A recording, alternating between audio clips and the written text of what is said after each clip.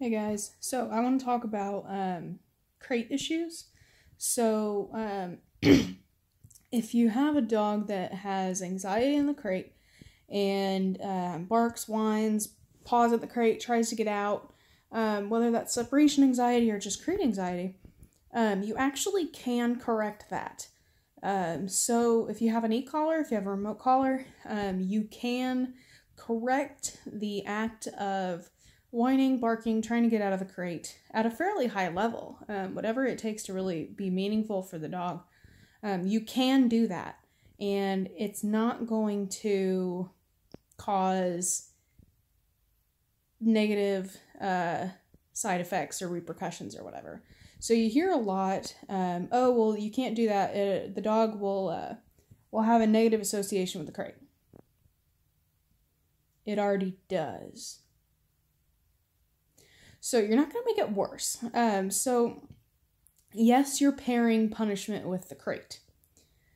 But you also have to consider the timing. So it's not like you're putting the dog in and just, boom, as soon as that dog goes in that crate. You have to time it such that the nonsense behavior is immediately followed with a correction. Also, the correction only happens when the nonsense is going on. So what you're doing is you're taking the nonsense behavior off of the list of options that dog has when it's in the crate.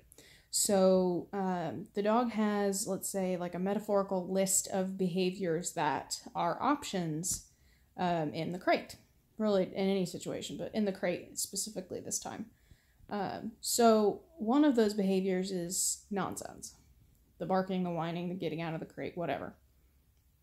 We're just going to go ahead and cross that one off.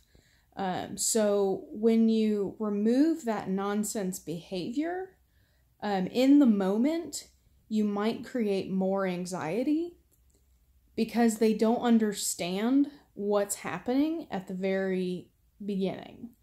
So in the moment, when you deliver that high-level correction, immediately following, they're going to be more anxious. Yes, because they don't understand it right away. But with several repetitions where it's like, nonsense, uncomfortable, nonsense, uncomfortable, whether that's barking, whining, breaking out of the crate, whatever. When they understand that the nonsense comes before or causes the uncomfortable, the discomfort, that anxiety will go away. Because when you remove that anxious behavior, you're allowing the dog to relax. So I'm chuckling because this dude is adorable. So how do I know this?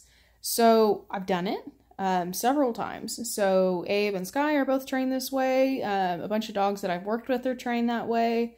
And a lot of people that train the same way that I do. Other professionals do the same thing, and it works. You can look it up. There's several, countless balance trainers that do it the way that I do. And you're not going to create or worsen the bad association that the dog has with the crate. You're actually gonna make it a lot better once you get to the other side of that process.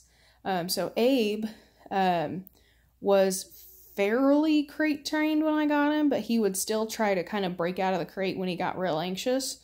He would paw at the crate door and try to get out. So a couple high-level corrections for that, and he's very, very solidly crate trained now. So anytime he goes in his crate, he doesn't bark, whine, whatever. He goes in, he waits to be let out. That's it. So there's a lot of stuff that you can do with food to create a good association with the crate. And that works if the anxiety or the crate-related bad association isn't very severe. But you can correct for the nonsense behavior in the crate without making the association worse. So, just something to think about. Questions? Let me know.